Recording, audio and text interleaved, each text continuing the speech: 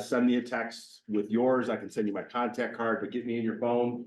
I am happy to be a resource for anything that you need above and beyond what we're gonna go through here today. I did explicitly ask people to be on time, which thank you all. I'm gonna give 2 more minutes before we get into the content. At 1 o'clock sharp, the doors will be locked and people can sit outside and wonder what we're talking about. No. Yes. No, that's one of the things that I've had. So my background, a little bit about me, is in home remodeling and construction. And just from when I was young through my life, being on time is something that's important. That's been an adjustment for me dealing in the real estate space, because none of you people, but a lot of folks that we work with, 1 o'clock doesn't really mean 1 o'clock. It means 1:15, 1:20, or I'm going to call you at 2 o'clock saying, hey, we're just showing up for our showing. Can we still see the house? It's like, well, if you called me at 12:45, I could have figured this out for you, but you're calling me an hour late. So I can say this because, see who else is in here. Because I'm Lebanese, but there's something we call Arab time. We want somebody there at 6 o'clock. Oh, 15, yep.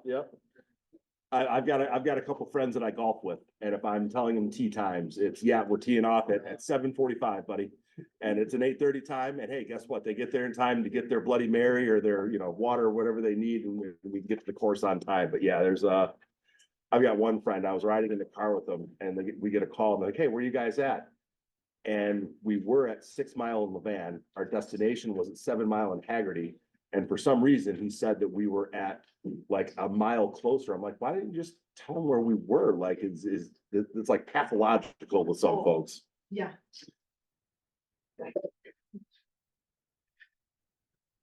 So, all right. I don't know if anybody saw the video that I put up on our Facebook page yesterday, but instead of me kind of teaching today, I want to do more of a controlled mastermind.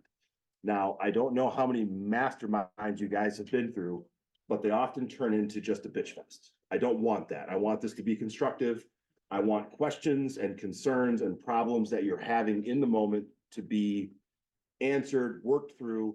We've got a myriad of level of experience in the room. So whether it's me or someone else, somebody here has probably dealt with what you're experiencing, or if you don't have that experience yet, pay attention, because as we're transitioning into the 2024 market, things are going to be a little bit different. So we've got a new set of things to deal with. Now, I will kind of start. And again, this is not to be a complaint, but this is something that I've not dealt with yet. 90+% of my business is sphere-based. You're not going to see me on a billboard. You're not going to see me on television. You're not going to hear me on the radio. But if you're in my sphere, I'm going to love on you at least once a week. You're going to get invited to events. You are in my ecosystem, and you're going to hear from me, and you're going to get care from me. That's where my business comes from.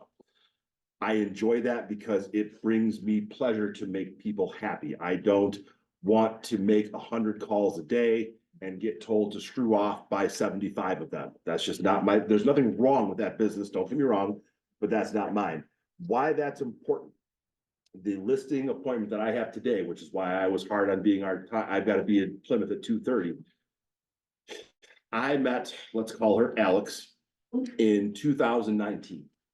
Single gal nurse. I got in with some nurses at CS Mott, and they have been amazing clients for me with referrals and all that. So Alex was like the 3rd referral out of the group. So it was a very easy, the 2 gals had already referred me. Everything was great. Very easy transition, didn't have to compete. So we bought her first house in Livonia. A year and a half later, her boyfriend, let's call him Adam, had moved in, and they decided that they didn't want to live in, quote, her house. They wanted their house. My job is to advise and consult in real estate. I'm not saying it's anything wrong with being an unmarried couple buying a home together, but if you do, only one person should be on the loan and only one person should be on title. She was the qualified buyer. He was not. He got himself on title and on the loan. Fast forward, this was 2021 was when we closed on the condo that they had built. They called me last year, ready to split. They want to break up. They want to sell it. I went through the process. They decided to get it back together. Fast forward a year later, they are now for sure splitting, want to be done.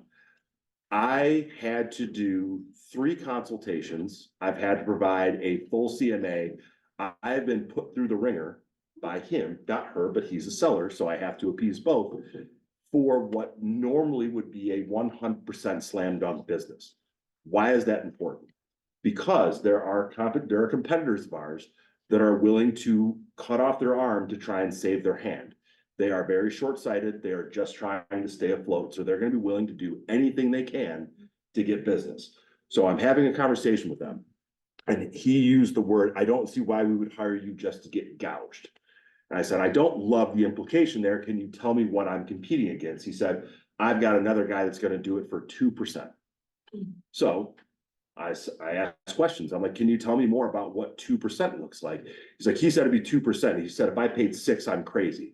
I'm like, well, I'm willing to do it for 5.5. I'll tell you that right off the cut. But for his 2%, what is that paying? Is he charging 2%? And then he's going to want to do a 3% buyer agency commission? Because then we're talking about 0.5%. I said, or we're talking about what's popular in the news, where he doesn't want to offer any buyer agency percentage. And I can show you statistics as to how much money that's going to cost you versus gaining you. The problem with our industry is people don't know what they lose until they close. I can talk until I'm red in the face about my value and about how I will net you 10K more at closing versus the idiot that's going to save you 2K on the front end, but then kibosh the whole deal and they end up losing a lot more money. That's hard to explain because people don't see that. They don't understand it. But as it turns out, I asked the right questions. I equipped them with questions to ask this other guy. Turns out, I don't know if you guys have ever seen Step Brothers, but he legitimately is like the friend willing to do it for 3/5 commish. He's a lender that has his real estate license, so he doesn't really practice real estate, but he was going to do it for 2% to him and not offer a buyer agency.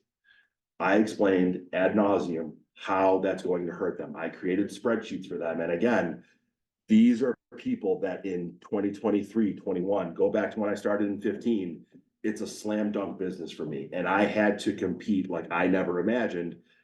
That's going to become not the norm, but you're going to experience that more and more because there are so many agents trying to hold on to the more limited business that's out there. I have an abundance mindset, yes, but let's be honest, we're not hitting 4 million transactions this year. Let's just call it what it is. We're going to be down in transactions. So you have to be smart. You have to lean into your skill set. So that way you're holding on to the business you have, try and grow as best you can, but at least hold on to what you've got. So that's kind of my introduction as to what I'm experiencing in my business. So what I wanted to do today is kind of go through what you guys want to get out of this. So I'd like to hear from someone who is having an issue getting a lead to sign as a listing. Is anybody experiencing that right now where you have a lead you've been in a relationship with, maybe it's been a week, maybe it's been a month, maybe it's been a year, and you can't get them to actually sign and sell their house? And we can kind of work through that. Does anybody have that in their business or in their life right now? Have something similar, Okay, but we didn't get yet to sit at the table and talk. okay. So they're still like, they don't even want to go on the first date yet. They're still texting you, right? Right. Like, Talking on the phone. internet dating is a great comparison to real estate sales. You guys, I've been in a good relationship for a while, so my experience is plenty of fish. I know Tinder's a little bit different. But yeah, it's not too dissimilar than kind of the dating game. You start with the texting, then maybe you get a call, then maybe you get like a not Skype, what the fuck Skype, like a FaceTime or something. But yeah, so you want to try and get them to sit down at a table, Right. because then you can actually come as the consultant and advisor and show yourself in the position of like authority and knowledge, right? Why aren't they willing to meet with you? They want to wait till rates go down. They want to wait till the market picks up. No motivation whatsoever. I think that they are not as serious into listing their homes. He has multiple homes. And so it's And- investments. And the restaurant. They want to relocate to Florida. So I think they are testing the waters to see what else is out there. And I think my next move is to call them and say, well, let's sit down at the table and let me show you what I can do. What kind of restaurants do they own? I think it's family owned, just like lunch, breakfast, kind of maybe. I would see if you could meet them there for lunch one day and enjoy the Yeah. food and then start the conversation that way. The only thing is, what I think a lot of people are experiencing, the longer haul you're in with some of these folks, the more likely they are to all of a sudden be enamored by the agent that the wife met in a yoga class, or someone with a really good mofer that sent them a piece of mail or something like that. You just want to be sure that you're keeping that mind share, because as that long haul goes, the likelihood of them starting to look for greener grass becomes a little bit higher. Is there anybody that has a listing currently under contract that they are kind of at odds with their seller in getting it to sellable price, sellable condition? Does anybody have something that's been on the market for, let's call it, over a week? Okay, Yeah. Megan? Well, actually, we're off the market now, but we're gonna go back on. So But you, it's price. were you conditionally withdrawn then? Okay, and Whatever happened, but we're out. so I gotta be honest, I paid $95. I have Knockbore as my secondary, so I got to keep real comp. I'm horrible at learning new things, guys. I still use dot loop, which if you've been in the business for over a couple of years, you know what I'm talking about. And but that's me. I should learn all the new stuff. I'd save a little bit of money, but whatever, I like it. So what are you guys priced at now? 315. What does your CMA tell you the market is? I told them we should go up at 300. Okay, and you've been up for how many days before you went down? We did not find out. How many days were you up before you withdrew it though? Oh. 3 months. So 90 days. So the way I see that, if you start at 315, you're up for 90 days and there's been no price adjustments. I'm a 10-day to 2-week in the beginning, and then you're looking at this price point, probably like 7,500, because that's enough to make a splash. What do you think you need to do to get them to go back up at 299? Wait, Just wait it out? yeah, we have 2 weeks and then I said, let's drop it. So it was kind of, we'll try this price out, right? Like I knew we were going up too high. Let's try it for 2 weeks and then drop it. And then it was like, well, I need to talk to my parents. I need to talk to we have to talk to like every family member before we make a decision. So that's tough, and what they're in a roundabout way saying you is not that they don't trust you, they're scared, they're nervous, right? How old is the client roughly? Not that ages matters, but, 42. okay, so they're like a failure to launch type. They've been coddled. Okay, that makes sense. So what I'm doing here is, do they have like a timeline in mind when they think is gonna be good? Are you advising on that? I said we should go back up probably, I don't know, I'm gonna kind of see what happens. It's right by Waldley. So. Thinking, yeah, kind of like March, people maybe are starting to think about. So like, I don't even know if I'd wait that long, Yeah. and how I would kind of, I don't love the word script, but how I would frame that for them. The longer you wait, the more competition there's gonna be. Everyone in our industry, guys, is beating this drum as loud as they can about rates coming down. Nobody knows. That's presumed that rates are gonna come down, but until Jerome Powell comes out and says, I'm slashing rates, he hasn't done that. Everything is speculative. So I would go on homes that are priced appropriately right now are selling, and they're selling with multiple offers. I would look at, hey, get your SHIT together for February 1. I will get a new updated exterior shots and let's get this thing back on the market. At 299, with the right marketing strategy, that could draw multiple offers and get them close to this number anyway. Right. Because you're not getting, no one's gonna come in and offer that, right? If I'm a buyer's agent, I see 90 days, I'm like, well, let's go off for 290, see what they say, right? Like, who knows? But yeah, if I would see if I can expedite that. I just feel like there is a lot of people waiting for March, April. And not that the market's gonna get flooded and satiate the demand, but it will tip it back to the buyer's favor a little bit. I had clients in November, December of this year, and they didn't want to write an offer. I'm like, this is the spot, guys. We can get concessions. We can get a lower price. We can get all these things. Same buyers now, the houses we're looking at, 2 or 3 offers. They don't have to do what we did a year ago. They don't have to go nuts, but they have to do more. And it's not, that's gonna get worse as things go on until everybody waiting for spring decides to list and things get weird again. But I would try and expedite that timeline a little bit. just to get them going? Like, do they have a house? Are they moving? She already moved, she got married, so this is her single condo. Okay. Married and is in Ohio already with her husband. Oh, yeah, so she's just lighting money on fire to keep this thing too. It's paid off, like, so, but she's still paying obviously HOA and taxes. So she's very, she got cash to buy the condo. She married a doctor, her dad's a doctor. Okay. Congratulations to anyone in here who married a doctor. Yeah, right. Look. Okay, so that is a good example. Someone who aimed a little bit too high and then trying to work them down. I would try and get them to go a little bit faster. I like February better than March this year. What I'm seeing seasonality, February is the new March. March is kind of into the spring market. By the time you get to June, things haven't slowed down, but I mean, June last year was kind of peanuts or crickets. So, all right, that is a very good one. Is there anybody else dealing with something that might be under contract that you're having some issues with, whether it's buyer performance, lower performing agent, something like that? So I will give you a kind of, it's not a listing story, but I've got a buyer right now where we wrote an offer, a very competitive offer on a home that had been up for 45 days.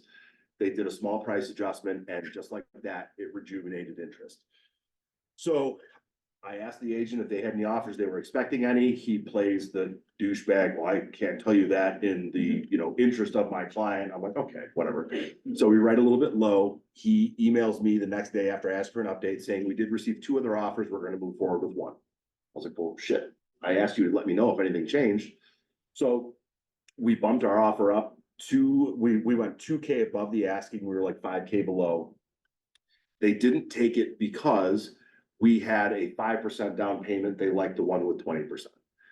This guy has a much older number than I do. And there are some folks, is there anyone in here with a 2 on your number? I'm sorry, I'm going to say something a little bit mean.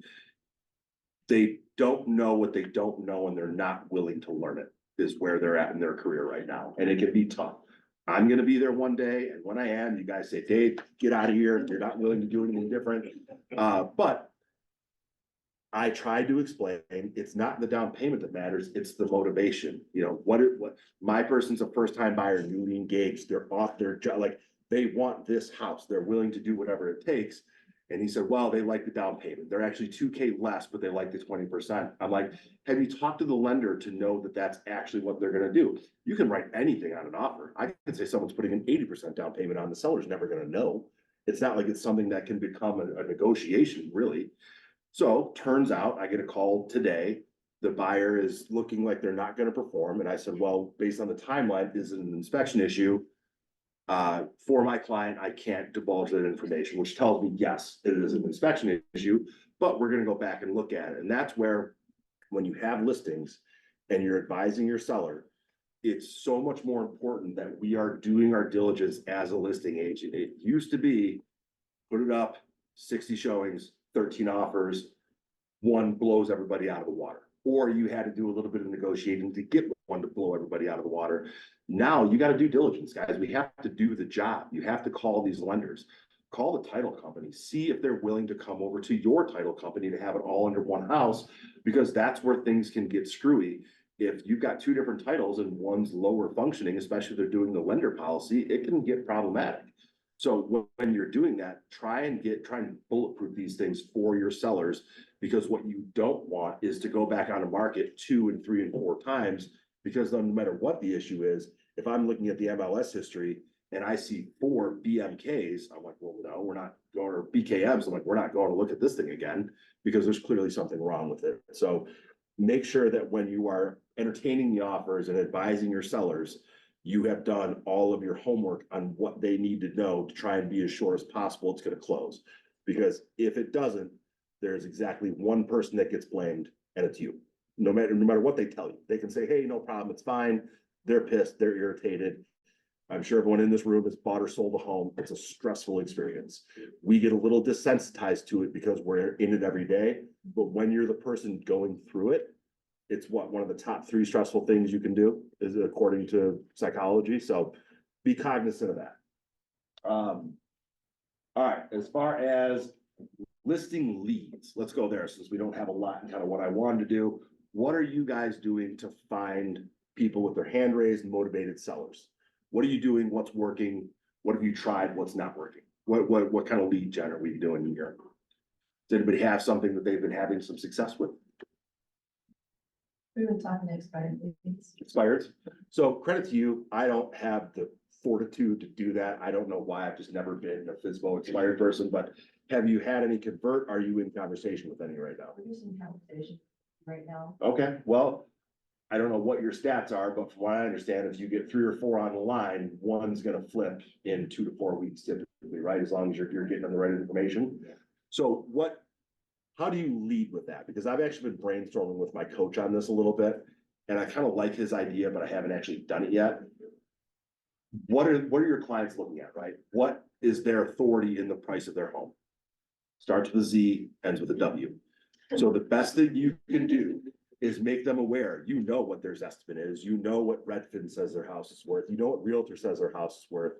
Create a CMA that uses that, but then shows them how it might be wrong. Now Zillow does, hey, like anything, they're gonna find a nut here and there. They're gonna get it right, but most of the time they're gonna be off within 5% up or down. So the best thing that you can do is say, especially with for sale by owners, because for sale by owners are always high.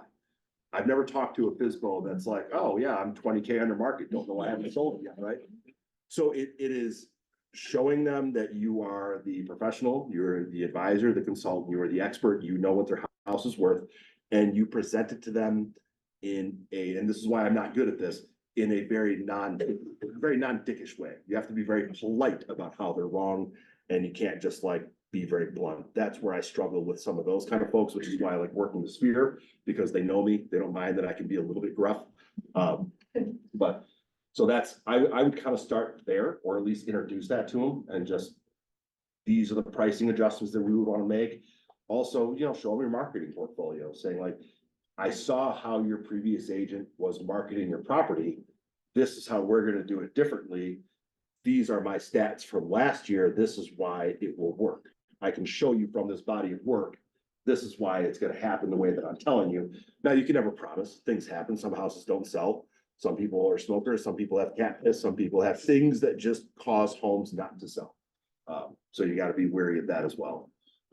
As far as lead gen efforts, what else are people trying to do? What are you trying to do to find sellers? Whether it's a person that's going to want to list in a week, or what are we doing to build up the pipeline? What are we doing to get those spring listings? Does anybody have anything that they're really trying to work? Anything that's been successful for them?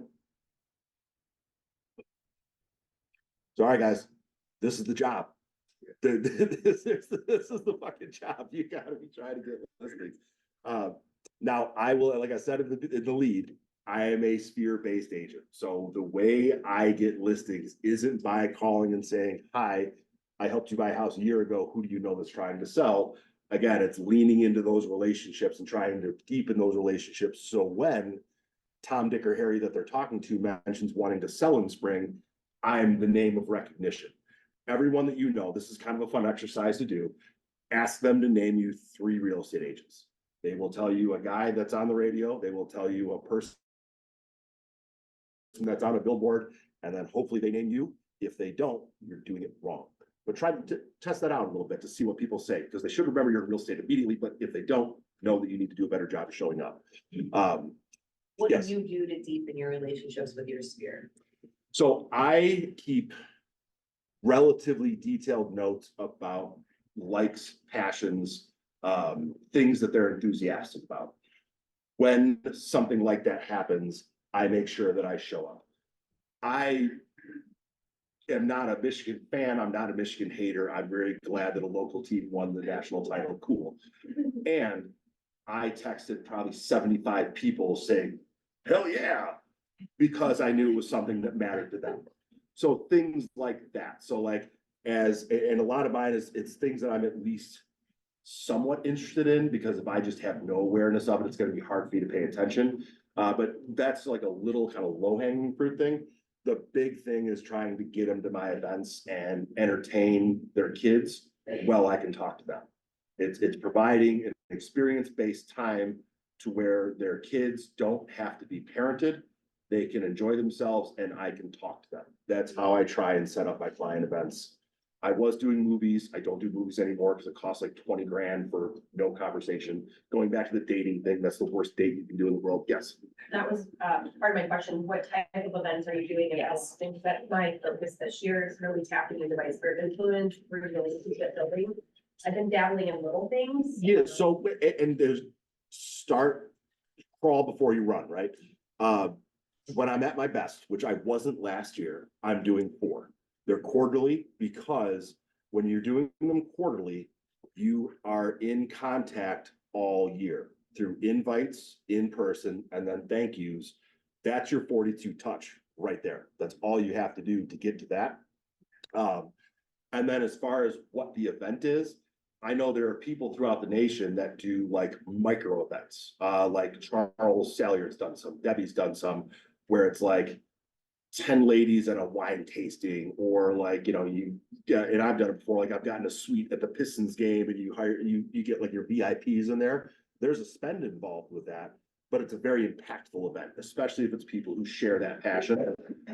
For me, I like to do more larger scale, and since the majority of my sphere is people with like 0 to 15-year-old kids, trying to figure out something that the kids can do with minimal supervision so I can talk to the parents. The best example I've got is what I do for my fall event. I rent a pavilion at a park. So there's a giant playground with, all kinds of kids and parents and all that. I used to get real pumpkins, but they don't dry. So I get like styrofoam pumpkins. The kids can paint pumpkins. I've got a bunch of like smocks and all that are branded. I'd get juice boxes, cider, donuts, beer, seltzers. I started doing it on Sundays now so I can air the Lions game. Up until the last couple of years, that wasn't really a draw, but now it is. And I found that now that everybody's kids play sports, Sunday's usually less busy than Saturdays. And for the churchgoers, I try and do it from like 1 to 3. So that way it's only 2 hours. It feels like more because I'm exhausted after. But that's probably the best one that I do. Other than that, I do a flower giveaway, which I partner with a local garden center. I don't do it at Home Depot or anything. So I talk to the owner. I say, I'm projecting this many people. They set me up on the side garden. They put flats of flowers out. People know where to go. They walk up.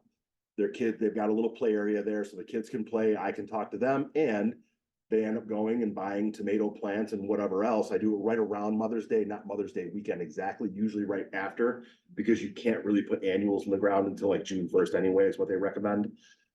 That's a really good one because it's quick. It's not, people aren't there for the full 2 hours. So I just get a brief conversation, but again, it's a snail mail invitation. It's an email invitation. It's text reminders. And then it's a thank you. Oh, the big thing at the fall event that I do, I'd have to double check, but I think 13 Christmas cards this year with the family portrait that they got at the event. So I have a photographer come, I set up hay bales and flannel and, all the fall shit. And people sit, and it caused them to dress up a little bit so they look nicer in like the candid pictures for my marketing on it. That's a big draw for that one as well. And I was doing pie drop-offs, but when you get to a cumbersome number like 240 pie drop-offs, I'm not an Amazon driver. Like, good for those guys. Holy shit. You do that a couple times, drive around for 3 days nonstop. It's awful. How do you do the flower thing? Do you tell them to pick out like a flat, or you tell them? Yeah, so I have Diamond owns Jordan's gardens at 7 in Merriman. I have her, she gets carte blanche. I'm like, you tell me what's gonna be good this year, because she knows. So she puts out a variety, and people just can take one flat, and then, usually they'll go through and buy some other stuff from the actual shop. But I get little stakes that have my card and then the Flower Day branding. So the garden center knows when they're walking around with that one, it's paid for. And then at the end, say she puts 300 out and there's 73 remaining, I get charged for the whatever 227 that we're taking. And that way it works out a little bit easier. I also like it too, because part of my deal is trying to actually impact and improve the community I live in. So that's something that I'm passionate about. I'm on the board for an education foundation. I'm very active in the chamber. I want local, independently owned businesses to prosper. I don't have any problem with your Costco's and Home Depots, but I'd rather go to little grocery store, little market by my home. I'd rather go to a little garden shop. If it costs me 10% extra, great, because 30% of that money is gonna stay in the community versus the 10% I save going off to God knows where. So, but that's more personal thing about me. Sorry, real quick, what do you use for your email, like blast outs and your text blast outs?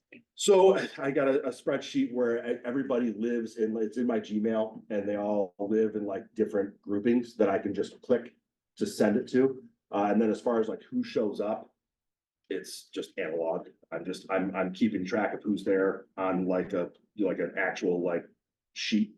The whole database gets printed off. If you show up, you get a highlighter. If you don't, you get marked out. And then it's spending the time. And these were all things that when I had an assistant, she did at a very high level. Part of where my gap was last year is I didn't have her anymore. And I realized why I hired her in the first place, because I'm not good at those things. But yeah, it's most of it's pretty analog like that. But I do have, if you use Gmail, you can set up groups where all you have to do is press send to and like that. I have some understanding of command, but much like how I still use .loop, I haven't fully integrated the way that I should. I've got all the info in there. I just don't use the tools. I have a spreadsheet as well. Yep, it's, you know, Load that into Gmail? yes, you can. Yep. Okay. Yes. So we're trying to get our student more involved for this year, as well, but if you've got spheres that, even like extended family and friends that you haven't talked to in a while, what is your recommendation as far as starting with initial dialogue, so it's not coming forth as want your business type of thing? I always like to invite them to something.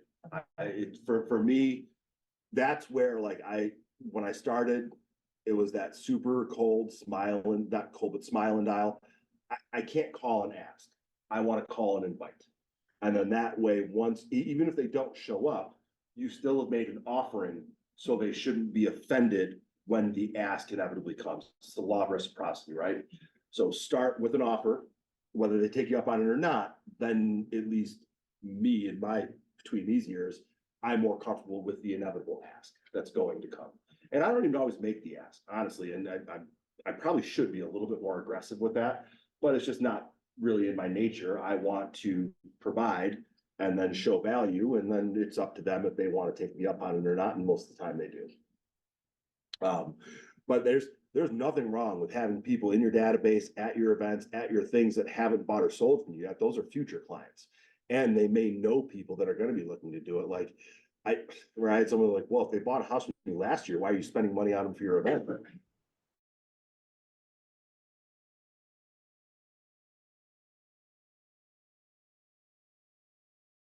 I'm like, because I'm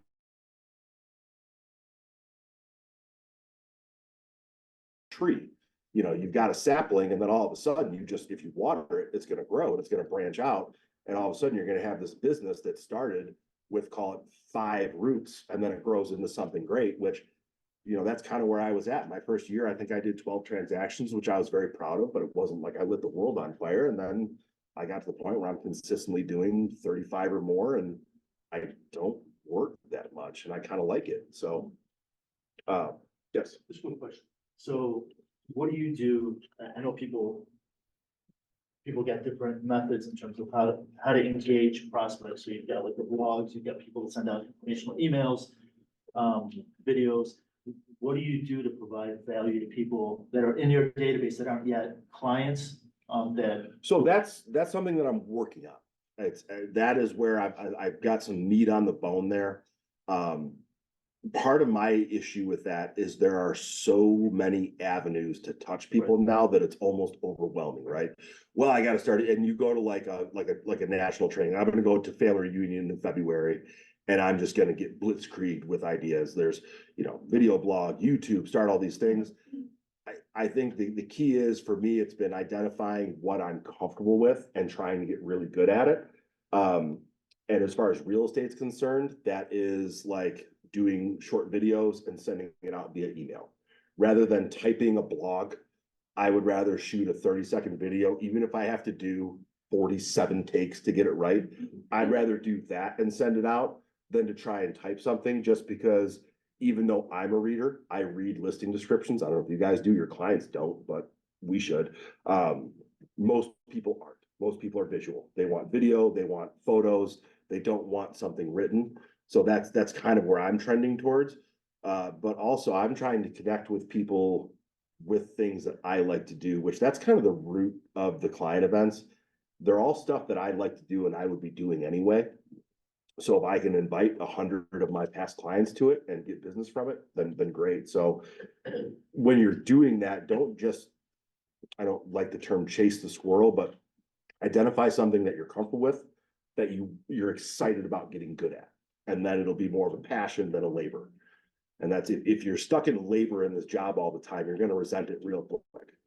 So it's finding the passion, using the passion to motivate yourself to grow the business and go that route.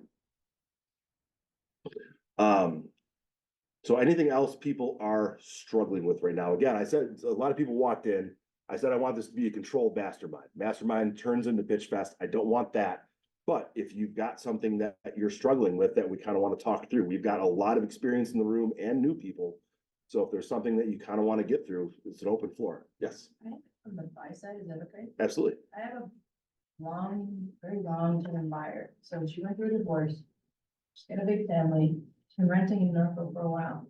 And I connected her with Brent to try to see what they qualify for as far as being able to move into, because they want to buy. But what they qualify for is less than what she really wants to buy. So we've been trying to find one potential lease to try to go to a bigger house, because the house they have right now is just, it's a small one. And we want something bigger with more square footage. So we've been trying to find some leases, but a lot of the leases are things that are being very like, it's one of those like hot and cold, like, oh, I do like this, oh, we changed our mind, oh, and I'm trying to see if maybe I can get her to something creatively. Well, I was gonna say, does she have an imagination? Yes, she's been very open to creative, like, we've been going to listings that have been done for a while, or things that have been expired. And trying to see if maybe they'd be open to some creative offers. Well, what if you said the only thing you can't do to a house is pick it up and move it? So let's find the best location in the price point you can afford with a big enough lot to where you can add your master suite with your walk-in closet or your home office or your bonus room, whatever it is, whatever space the home is lacking that they're going to need. Because if they can't afford it now, unless they're going to win the lotto, they're probably not going to be able to afford it a year from now. Right. So I would say, let's find something that works and that in 1, 3, 5 years, you can, when your equity is there, you can do a construction loan and put on the addition that makes it exactly what you want. Because if they wait, they're just gonna lose. I mean, you go back to folks that said in 2020, I'm gonna wait for it to crash. Well, they're still looking. Folks that said in 2021, I'm gonna wait till things open back up. They're still looking. I mean, I've had people that I've been sending real comp emails to for 4 years. And maybe they're never gonna buy, but I can tell you they are in an exponentially worse place to buy now than they were then. They're also just, once again, they were using the objection this month, waiting for the rates to go down, waiting for the rates to go down. I mean, you can always refinance, There's a lot of cliches that we throw around. I don't love you don't wait to buy real estate, you buy real estate and wait, but that is true. There's truth to that. When I don't know if you guys were in Con Ed here, I don't think it was this last year, it was the year before, but he showed a slide that no matter what time you bought real estate, it could have been in 2000, the pits of 2008-9, if you held on to it for 10 years, you like damn near doubled your money. And that's going back to the 1940s. And that's real information. Now, will it always be like that? No, not necessarily, but I can promise you it's a safe bet. Your clients don't know what they don't know, and you can't assume they know as much as you do. So it's figuring out how to give them the information in a digestible way will help them find motivation if they're lacking. I mean, I'm not going to say I have the answers. I struggle with that every single day. I have, I don't know, 8 buyers that I've been in a relationship with for a while. And every time they call me, it's like, okay, we'll drive out to Howell to not sell you a house again. Awesome. This is what I want to do today. Oh, you want to go at 4 o'clock? Great. Can't wait to be on 96 for that. So, but it's, again, some people just aren't going to listen. They're not going to learn. So I'm not a big fan of cutting bait. If I'm invested, I'm invested, but I will be careful with my time. I will be strategic with the time that I give them. But no, it is okay to end a relationship. Relationships get toxic at home, in life, at work. If it's getting toxic, cut bait, use that time and energy to go find someone that's going to treat you the way that you should be treated. And that's a very real thing, guys. We deal with toxic ass people all the time in this industry, and you're not looking at yourself. Don't think about it as $9,000, as enticing as that is. Think, if I don't make this money, but I feel good and I have my time back, what can I invest that in? Be wary of your emotions in this business, because again, it can tax you, it can beat you down a little bit, and then it can be hard to recover from that. So just, if you're dealing with folks who aren't doing or treating you the way that you should be treated, obviously say that, have that conversation. If they don't respond to it, say, you know what, I'd love to refer you to someone in my office who I think might be a better fit. See if you can get a 25 or 30% referral fee out of it. If you can't, say la vie, use that time and energy somewhere that's actually going to give you something back from it. You know, there's only the way I see life is, we have this amount of energy that we can put into things. And if we're not getting this amount of energy back, the equation doesn't work. So find a way that you can get that recycle, rather than just give, because people will take. And that's, that's in anything, not just this business. But for some reason, some folks treat us about as well as they treat waiters, which, if you want to get an idea for a client, how they're going to treat you, especially if they're a higher dollar one, do your consultation at a restaurant. See how they treat the server. If that doesn't go well, I promise you they're going to treat you like dirt. So that's even at a coffee shop or something. If they don't respect the people who are serving them there, they're not going to respect you. And it might not be right away, but eventually it's going to happen. And so just get back out there, find people that are going to do it. That's why I'm so sphere-based, because everyone that's in my database, I treat well, they treat me well. 99% of the time, the people that they're going to refer me to, I'm going to be able to establish a very similar relationship with. And that's important to me, because again, I really like this job. There's not any jobs I would rather do, but I also don't want to do this for more than a certain amount of hours a week, because I really like my life too. I don't live to work. I work to live, but I want to do it in this much time if I can. So all things to consider. Anything else people want to get through? If there's another buyer concern, there's nothing wrong with that. Like I said, this is a listing-based class, but let's face it, we've all got buyers that are a pain in our ass. So if we want to work through that, that's fine too. I do have a list. Sure. Is someone I've been, a friend of mine that I've been talking to for probably like 2 years here and there. They already moved to Tennessee, and a family member is living in their house right now, like renting it. I don't know how official or unofficial that is. I ran comps and everything for them when they were initially moving. They decided to rent it to the brother. And then she came back to me again recently, said, hey, I think we're gonna like sell it, ran numbers for her again.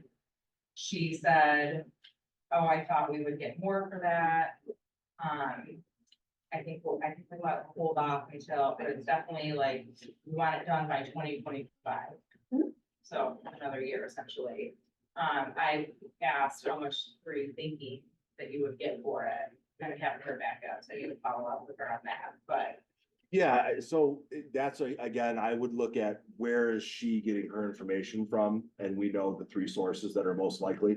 And then if 70 things are coming, so if you look at the Zillow number she's probably looking at, and then just figure out why the Zillow number's off. Usually there's a new construction neighborhood somewhere in the area that they're pulling data from, which is going to skew the used home. But I would start there, and then so there are 3 main bodies that project what the next year of real estate is going to be. You've got NAR, which always has rose-colored glasses on because that serves their best interest. NAR is saying there's going to be, I think, like 4.4 or 4.6 million transactions this year. That would be not as good of a year as we've had, but that would be very good. Then there's Moody's. Moody's is more doom and gloom. They're saying, I think, like 3.7 million transactions this year. that would be very bad. The one that tends to get it right is the Mortgage Brokers Association of America. Those guys historically, they tend to be pretty spot on. They're saying like 4.1, maybe 4.2.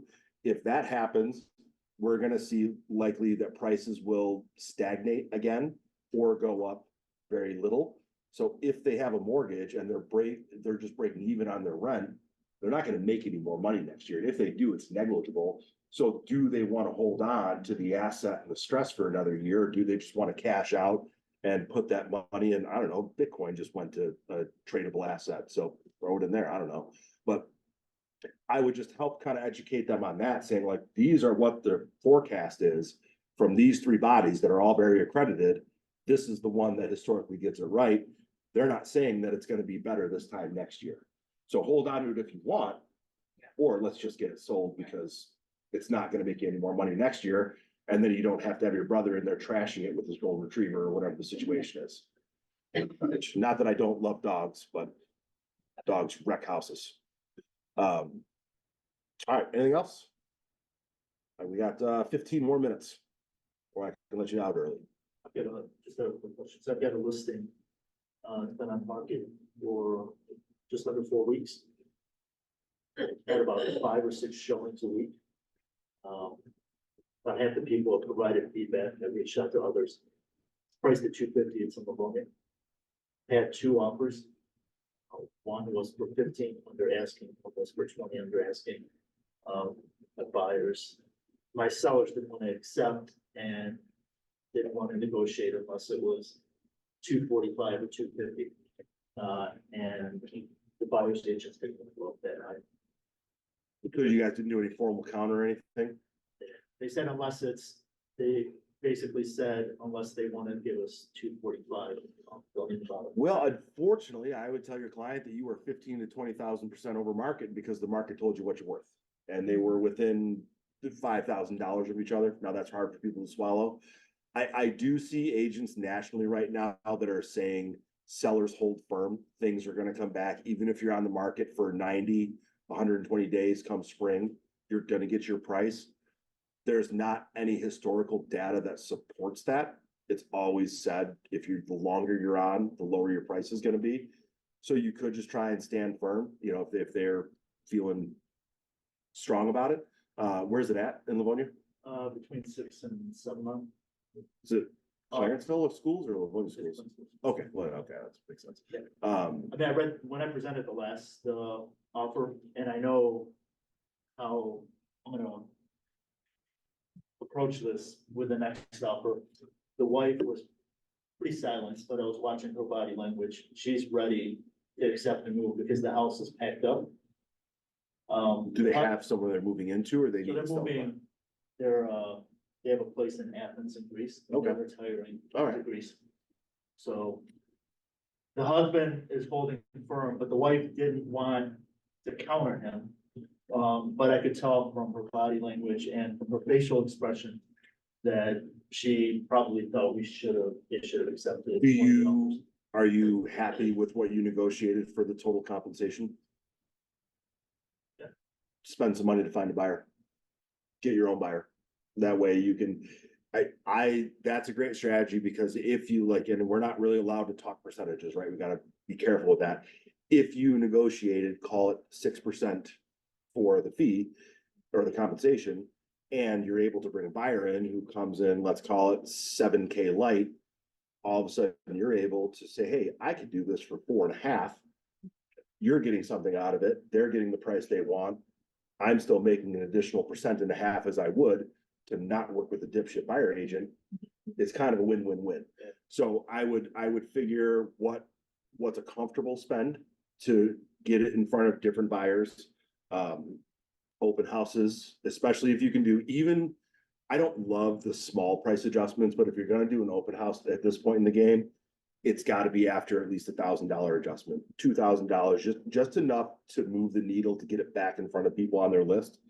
But I would get them to do a $2,500, $2,000 price adjustment, do a drive time open house on a Thursday or Friday, and then a Saturday or Sunday open house, and get a spend out to get it digitally in front of people with some geo targeting. And that way you get your own buyer and you're getting more money out of it and it's a done deal. Because clearly the market, and you can help advise the buyer as to how this is gonna work. But that's how I would approach that at this point, because when you get in that 5-6 weeks, I don't know how long your agreement is. Unless there's someone that's close to you, you don't want to lose the listing, right? You don't want it to expire or have them feel like you're not performing.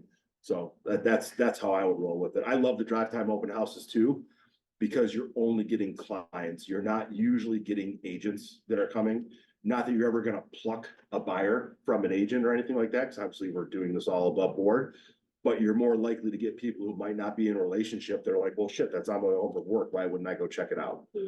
So Thursdays, I like better than Fridays because people have stuff to do Fridays, but Thursday, 4 to 6, those are the best open houses I've ever had, truly. So.